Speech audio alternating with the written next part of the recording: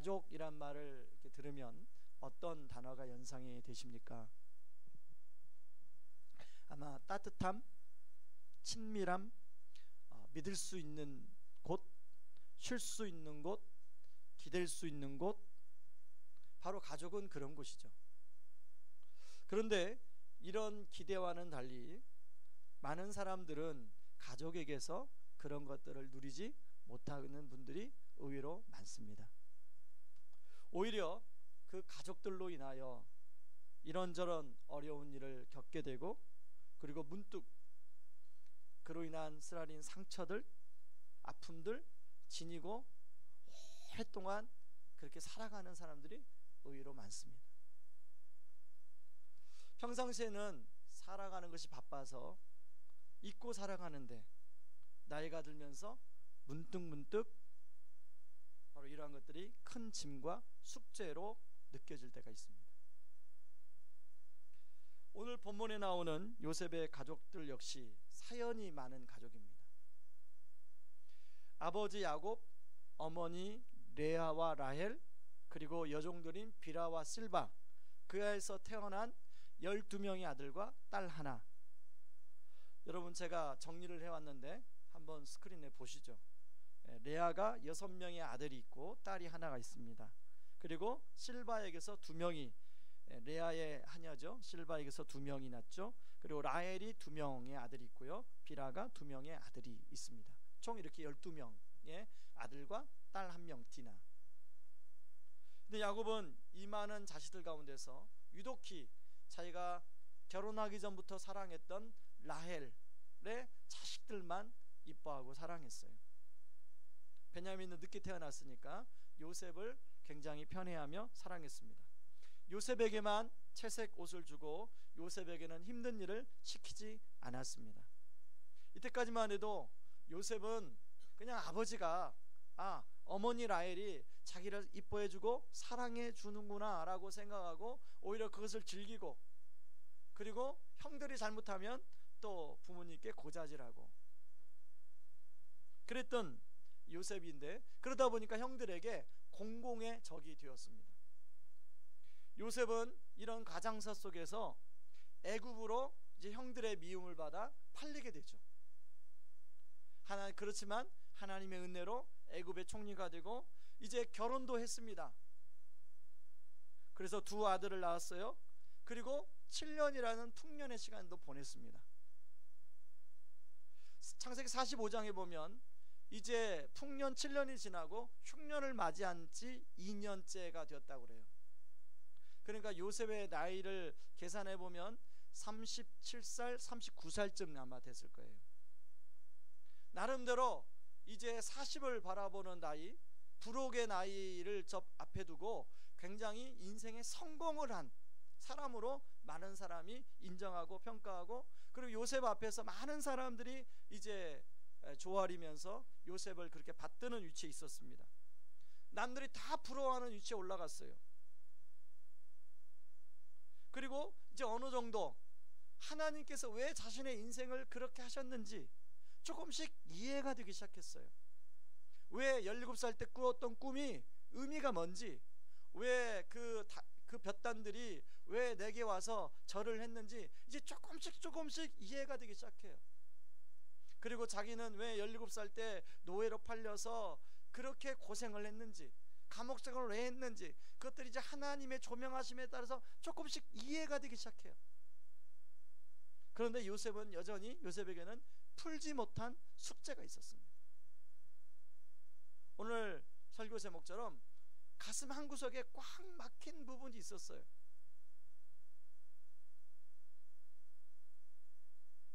여러분, 사람이 온전히 회복을 경험하기 위해서는 2가지의 막힌 담이 뚫려야 되는데, 하나는 위로부터 막힌 담이 뚫려야 돼요. 위로부터 막힌 담이 뚫리기 위해서는 하나님이 우리 스스로의 인생을 해석해 주셔야 돼요. 내가 인생을 해석하는 것이 아니라 하나님이 조명하심이 비춰져서 그것이 해석되어져야, 아하, 내 인생이 이래서 이런 일을 겪었고 이렇구나 라는 것이 이해가 됩니다. 그게 위로부터 수직적인 뚫림이에요. 그런가 하면 또 하나, 그것만 가지고 되는 게 아니에요.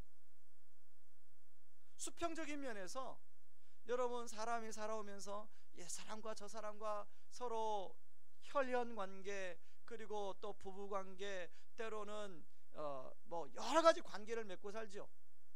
그 수평적인 관계 속에서 이것이 또 막힌 것들이 있어요. 막힌 것들, 그것이 뚫려야 비로소 자유함을 누릴 수 있거든요.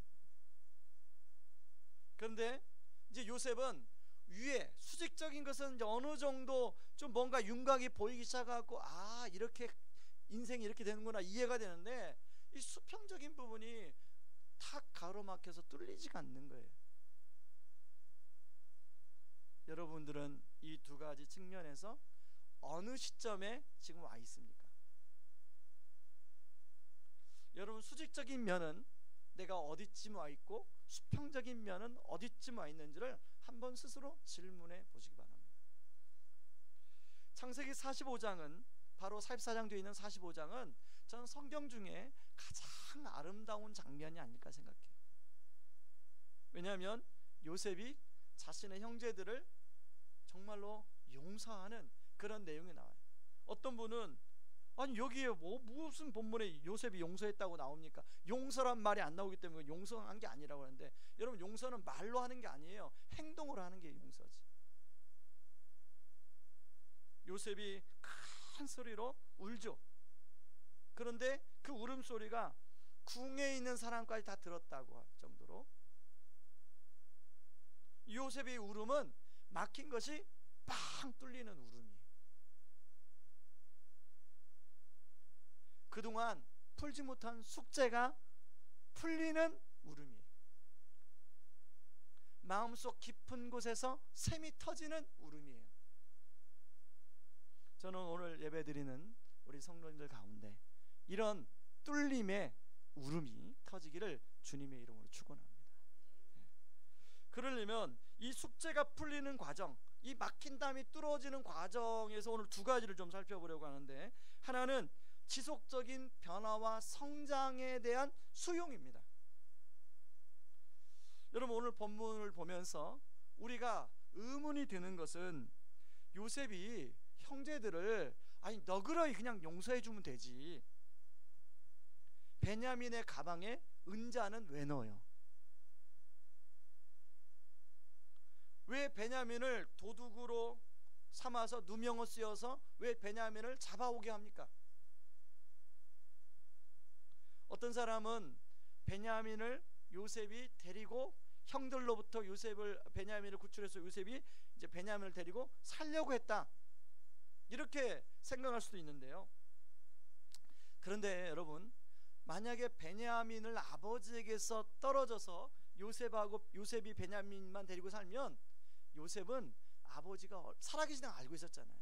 아버지가 얼마나 베냐민마저 떨어지면 얼마나 힘든 것을 요셉은 알고 있었어요. 그러니까 단순히 베냐민을 내가 데리고 가려고 그렇게 한 게 아니라는 거죠. 여러분, 왜 요셉의 배낭에 은잔을 숨겨놓은 이유가 뭘까요? 바로 형제들을 위한 테스트예요.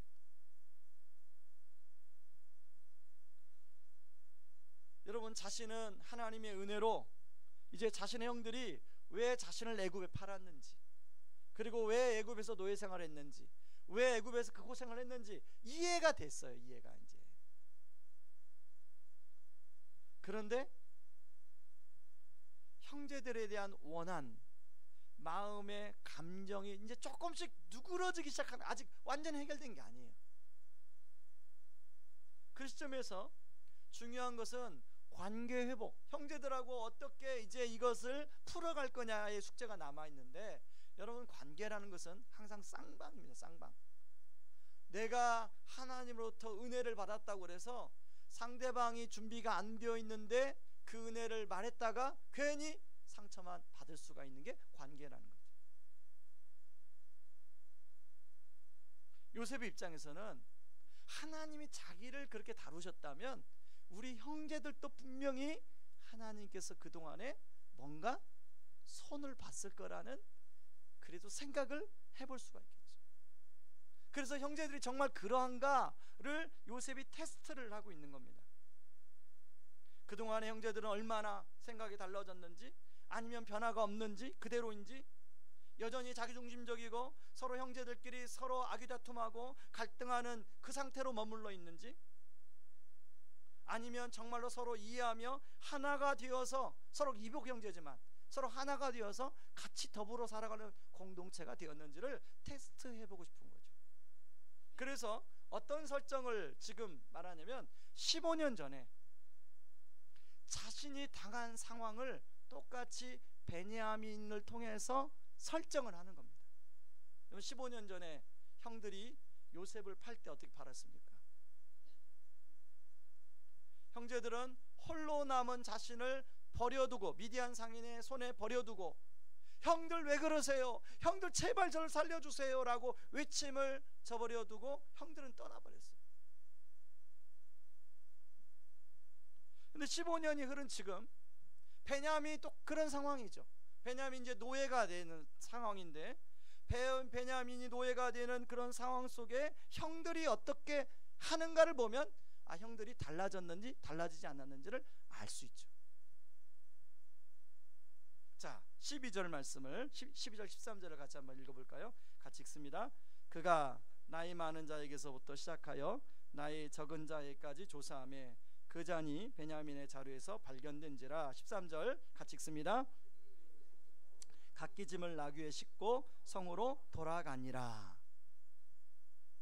여러분, 15년 전에는 형들이 10명의 형들이, 아주 건장한 형들이 17살의 요셉의 옷을 찢었어요. 그리고 요셉은 벌거벗은 채로 노예로 팔려갔어요.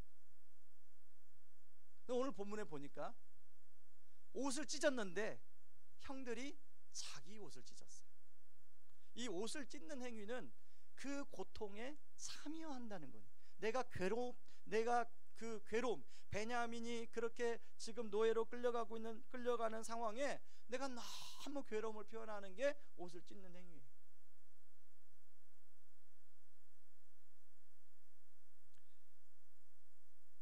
요셉은 이런 형제들의 모습을 보면서 하나님께서 자신만 만지신 게 아니구나, 하나님께서 형들 안에 변화가 일어나는구나라는 것을 알게 되었죠. 15년 후에 만난 형들의 모습 속에서 비로소 가족의 모습을 보게 된 겁니다. 이제 형들의 하나하나가 아버지의 마음을 이해하고 홀로 남게 된 베냐민이 배다른 동생이지만 이 베냐민에 대해서 동일한 고통을 느끼는 사람들이 되었어요. 이제 형제애가 뭔지. 여러분, 나이가 들면, 우리가 보통적으로 나이가 들면 내가 나이가 들면 더 여유가 있고 성숙한 내면을 가질 것이라고 우리가 생각을 합니다. 옆 사람한테 한번 물어보시죠. 어떻게 그렇게 생각하셨습니까?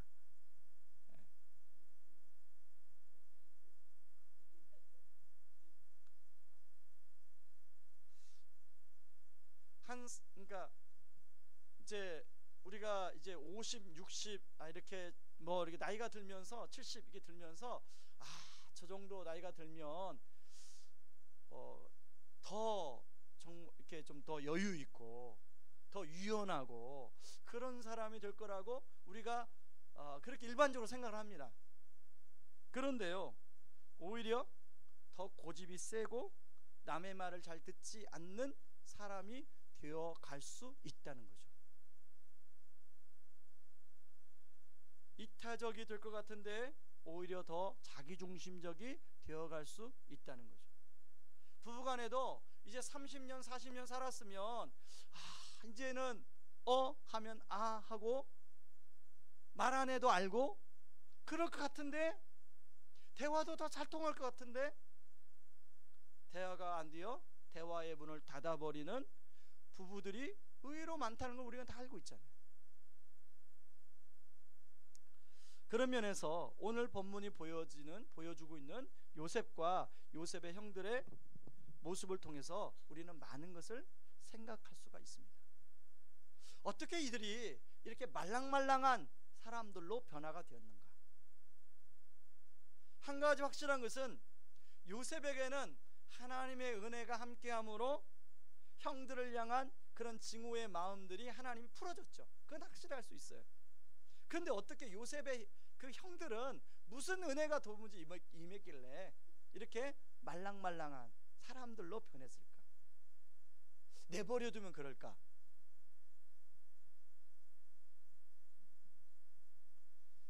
우리는 요즘 계속해서 로마서를 살펴보고 있습니다. 특히 로마서 8장은 성경의 성령장이라고 그래요. 히브리서 11장은 믿음장, 고린도전서 13장은 사랑장인데 로마서 8장은 성령장이라고 하거든요. 그래서 성령이 우리 안에 내주하심에 대해서 계속 이야기하고 있죠. 그래서 성령님이 우리 안에 내주하신 성령님이 우리를 계속 빚어가시는 거죠. 육신의 생각과 행실을 다스리고 복음과 말씀과 성령으로 우리의 마음과 속사람과 내면을 계속적으로 성령이 변화시켜 가는 거죠. 그래서 제가 예전에 그랬잖아요. 복음은 우리에게 자유와 여유와 유연성을 가져다 준다 라는 말씀을 제가 드렸잖아요. 성령이 내주하셔서 십자가의 예수 그리스도의 그 사랑으로 끊임없이 우리를 자유와 유연한 자유함과 유연성과 여유를 갖게 만들어주는데, 여러분 이 자유는 뭐냐면 하나님의 진리가 너희 안에서 자유케 하리라. 성령이 진리의 말씀으로 인해서 우리 안에 내면에 들어가면, 속사에 들어가면 우리가 지난 과거의 상처에 대로부터 자유로워지. 유연성은 여러분 우리가 하나님의 십자가 앞에 비춰볼 때 내가 죄인이라는 것을 살면 살수록 더 인식하게 되는 거예요. 그러다 보니까 다른 사람을 향하여 판단이 아닌 다른 사람을 향한 긍휼함, 그리고 내가 어떤 나보다 좀가 뭔가 덜 의로운 사람 보면 내가 막 교만해지고, 나보다 더 의로운 사람이나 더 훌륭한 사람 그렇게 보면 내가 더 열등감에 빠지고, 그런 게 아니라 복음적인 겸손으로 유연한 사람이 되는 거죠. 누구에게나 부드럽게 유연하게 대할 수 있는 사람이 되는 거죠. 그런가 하면 여유는 바로 우리가 정체성을 예수 그리스도의 십자가에 두기 때문에, 아까 기도도 하셨지만 어떤 상황 속에서도 예수 그리스도의 십자가에 우리의 정체성을 두기 때문에 스트레스 가운데서도 스트레스를 받지 않는 그런 여유. 그래서 바로 복음이 주는 자유와 유연성과 여유, 이것이 저는 우리 성도님들이 또 저나 우리가 끊임없이 추구하는, 그래서 받아 누리는 축복이 되기를 주님의 이름으로 축원합니다. 제가 예전에는 그 저녁에 이제 주로 저의 그 내면을 위해서 기도하고 새벽에 이제 성도님들을 위해서 기도했는데, 어느 순간부터 저녁만 되면 이제 나이가 들었나 봐요. 집중이 안 돼요. 밤 10시만 넘어가면 막 정신이 없어요. 머리가 무거워지고, 그리고 뭐 기도를 그냥 무조건 자야 돼요. 최소한 11시를 넘기면 안 돼요. 그래서 기도가 안 돼요. 막 머리가 너무 무거워서 기도가 안 돼요. 이게 기도도 맑아야 좀 기도가 되잖아요.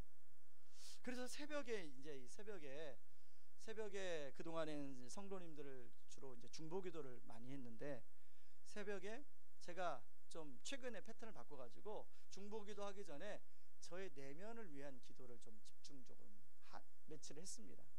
그 중에 이제 오늘 아침에 했던 기도 중에, 스크린에 한번 띄워주실래요? 그 중에 하나, 왜 저쪽에는 안 뜨고, 안 뜨나요? 예. 같이 한번 읽어볼까요? 제가 기도 제목, 그 중에 기도 제목을 하나 적어왔어요. 복음 건망증 가로 열고, 복음을 다른 사람에게만 전하고 자신에게 전하는 것을 잊어버리는 것을 복음 건망증이라고 하는데, 복음 건망증에 빠져 그리스도 안에 수직적인 영역에서 주어진 자기 정체성을 사역이나 사람들의 평판, 수평적인 영역을 통해 얻으려고 하지 않게 하여 주소서. 이렇게도 하는 거죠. 이 적어서. 이것은 제가 2008년 1월 3일 날 어느 책을 읽다가 여기 그 책에 밑줄 친 걸 적어 놓은 거예요. 여러분, 우리 자신이 더욱 복음과 말씀과 성령으로 변화되게 하여 주옵소서라고 기도하는 그런 밤이 되기를 바랍니다. 그런가 하면 두 번째, 어떻게 우리가 그 막힌 담이 뚫어질 수 있는 과정, 두 번째 과정은 자기를 내어주는 희생의 과정이 있었어요. 여러분, 오늘 본문은 20절에 걸쳐 갖고 긴 유다와 요셉과의 대화가 나와요. 여러분, 앞에 살펴본 것처럼 유다는 서열로 말하면 네 번째 아들입니다. 그러니까 첫째 아들 르우벤이에요. 근데 이 넷째 아들 유다가 지금 나서서 마치 첫째 아들처럼 요셉과 아주 중요한 순간에 대화를 하고 있어요. 그리고 유다가 나서서 요셉과 대화하는 것을 다른 형들이나 다른 형제들이 그냥 지켜만 보고 있어요. 이건 뭐냐면 유다가 그동안에 형제들 속에서 어떤 역할을 했는가를 우리가 짐작해 볼 수가 있어요. 그런데 유다가 요셉에게 한 말을 보면 마치 아버지 야곱의 마음 속에 들어간 것처럼 아버지의 마음을 너무나 잘 표현하고 있어요. 그 중에 창세기 44장 22절을 같이 한번 읽어보겠습니다. 읽습니다. 우리가 내 주께 말씀드리기를 그 아이는 그의 아버지를 떠나지 못할지니 떠나면 그의 아버지가 죽겠나이다. 30절 31절 읽습니다. 아버지의 생명과 아이의 생명이 서로 하나로 묶여 있거늘 이제 내가 주의 종 우리 아버지에게 돌아갈 때에 아이가 우리와 함께 가지 아니하면 아버지의 아이 없음을 보고 죽으리니 이같이 되면 종들이 주의 종 우리 아버지가 흰머리로 슬퍼하며 스울로 내려가게 함이니이다. 여러분, 특별히 30절에 아버지의 생명과 아이의 생명이 하나로 묶여 있다, 이 표현은 경험해보지 않으면 모르는 거예요. 그러면 유다는 이걸 언제 경험했느냐?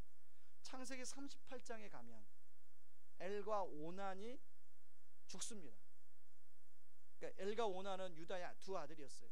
막내 아들 셀라만 남았어요.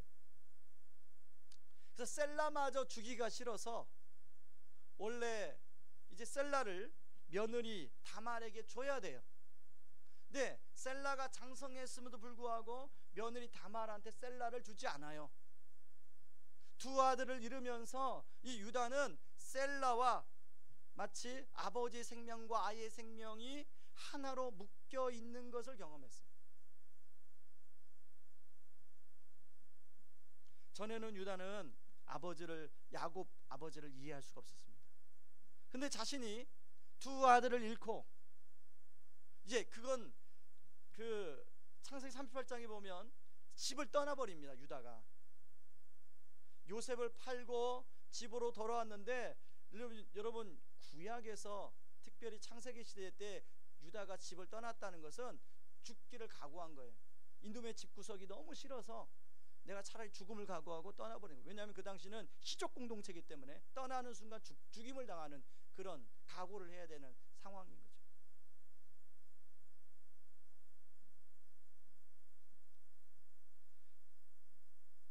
그래서 왜 야곱이 하나 남은 베냐민에게 그렇게 집착을 하는지 아는 거예요. 그 마음을 아는 거예요. 이제 그것이 싫어서 뛰쳐나왔는데 이제서야 아버지의 마음을 이해하고 아버지 입장에서 유다가 이야기하고 있는 거죠. 근데 여기는 유다가 한 걸음 더 나갑니다. 그런 아버지가 더 고통한 걸 볼 수 없으니까 동생 베냐민을 대신해서 자기가 노예가 되겠다고 자원을 해요. 그게 44장 33절입니다. 같이 한번 읽어보시죠. 이제 주의 종으로 그 아이를 대신하여 머물러 있어 내 주의 종이 되게 하시고 그 아이는 그의 형제들과 함께 올려 보내소서. 여러분, 창세기 37장에 미디안 형제들에게 야 미디안 상인에게 요셉을 팔아버리자라고 제안한 사람이 유다입니다. 그러니까 요셉의 입장에서는 그 소리가 다 들렸을 거 아니에요. 그 유다 형의 목소리가 다 들렸을 거 아니에요. 다른 형제들에게 대한 권한도 있지만 유다, 너 두고 보자. 감정골이 가장 깊은 사람이 바로 유다였을 것입니다. 그런데 지금 그 유다 형이 완전히 다른 사람이 되어 있는 거예요.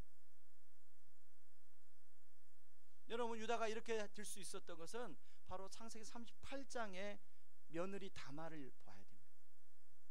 여러분, 그 당시 여인들은 여인이 시집을 오면 그 여인의 최대의 사명은 그 집안의 귀신이 되어서 그 집안의 가문을 잇는 거예요. 그게 큰 사명으로 여겼어요. 그런데 두 아들이, 며느리 다말의 잘못이 아니라 두 아들의 잘못으로 죽임 당했는데 마치 자기가 잘못한 것처럼 막내 아들 셀라를 주지 않으니까 다말은 여자로서, 자기가 수절한 여자로서 할 수 있는 가장 수치스러운 행동을 해서 죽을 각오까지 하면서 아버지의 시를 받아 가문을 잇는 행동을 하고 있습니다. 여러분, 여자로서 가장 수치스러운 게 창녀의 옷을 입는 거잖아요. 그리고 사람들로 알고 온갖 수모를 당하는 거잖아요. 수치를 당하는 일이잖아요. 그리고 그렇게 되었으면 친척들로부터 오해를 받아서 화형을 당할 수 있는 일이었어요. 그런데 그를 죽을 각오를 하고, 실제로 38장에 보면 유다가 이 다말을 화형시키라고 하는 내용이 나오죠. 그래서 다말 입장에서는 자신의 목숨 같은 것을 내어 던진 거죠. 자신이 할 수 있는 전부를 다 드린 거예요. 이것을 보고 유다는 결국 다말에게 이렇게 말합니다. 창세기 38장 26절에 보면 같이 한번 읽어보시죠. 유다가 그것들을 알아보고 이르되 그는 나보다 옳도다. 내가 그를 내 아들 셀라에게 주지 아니하였음이로다 하고 다시 그를 가까이 하지 아니하였더라. 그는 나보다 옳도다. 내가 이제까지 옳은 줄 알았는데 내가 틀렸고 다말이 옳았다. 이 사건은 유다의 인생을 완전히 바꿔놓은 사건이었습니다. 유다는 이 계기를 통해서 다시금 아버지의 집으로 들어가요. 그리고 형제들 사이에서 서로가 하나가 되도록 유다가 역할을 했다고 저는 봅니다. 다말이 그러한 것처럼 유다가 형제들 사이에서 서로 하나가 되어서 섬기고 살아가려고 하게 그렇게 했다는 것을 봅니다. 오늘 본문은 그런 유다의 모습을 잘 들어주는 고백이죠. 유다가 스스로 종이 되겠다고 한, 노예가 되겠다는 것은 그것도 몇 년만이 아니라 내가 평생 그렇게 하겠다는 것은 자신의 모든 걸 다 내어주는 거예요.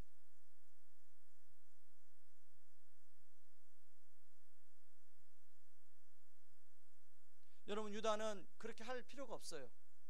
자기가 첫째도 아니고 자기가 그럴 만한 책임질 어떤 그 벌을 받아서 그런 것도 아니에요. 그런데 유다는 베냐민을 위해서 자신의 모든 걸 내어주고 있습니다. 바로 이런 유다의 모습을 통해서 형제들을 테스트하던 요셉이 울음보를 터뜨리게 되죠. 우리는 성경을 읽으면서 왜 예수님이 요셉의 후손으로 오지 않고 유다의 후손으로 왔는가, 우리가 이렇게 퀘스천 마크를 가끔 지닐 때가 있지 않습니까? 바로 오늘 본문은 그 이유를 나름대로 보여주는 본문이라 할 수 있습니다. 바로 유다의 모습은 예수님의 그림자예요. 유다가 베냐민 한 사람과 자신의 형제들을 위해서 자신의 생명을 노예의 자리에 내어주었어요. 그러나 진짜이신 예수님은 모든 인류의 구원을 위해 자신의 생명을 죽음이라는 십자가의 자리에 내어주신 거죠. 그 십자가의 자리는 온갖 모욕의 자리요, 치욕의 자리요, 또 사람들의 손가락질 받는 자리였습니다. 바로 우리는 그런 완전하신 유다이신 예수님을 통해서 은혜를 입은 자가 되어 오늘 또 예배드리고 있지 않습니까? 신약 성경에 보면 바로 이런 유다와 같은 한 사람이 더 나오는데요. 여러분 이제 다음 주 다락방 공과에 나오는데요. 여러분 두렙돈을 드린 홀로 사는 여인이에요. 이 두렙돈은 1데나리온의 64분의 1입니다. 1데나리온이 7만원 내지 8만원 한다면 계산해 보면 한 1250원 정도 되는 돈이에요. 돈으로 되면 얼마 안 돼요. 그런데 예수님은 그 헌금을 드린 걸 보고 저 여인이 가장 많은 돈을 드렸다라고 얘기를 해요. 왜 그러냐면 이 여인은 자기 생활비 전부였어요. 그 여인에게는 그것이 생명이었어요. 여인이 이렇게 드릴 수 있었던 것은, 유다가 이렇게 드릴 수 있었던 것은 바로 예수님이, 하나님이 자신의 인생의 진정한 주인이란 걸 믿었기 때문에. 내가 이렇게 드려도, 내가 하나도 없어도 나의 주인이신 하나님이 내 인생을 이끄시고 인도해 줄 거라는 믿음이 있었기 때문에. 유다가 내가 노예로, 내가 이 애굽의 노예로 가도 하나님이 내 인생을 이끌을 거라는 믿음이 있기에 유다가 그렇게 할 수 있었던 거죠. 우리 안에도 이런 믿음이 회복되기를 바랍니다. 이 시간에 같이 찬양하고 기도하길 바랍니다. 내 삶의 이유라 같이 찬양하겠습니다.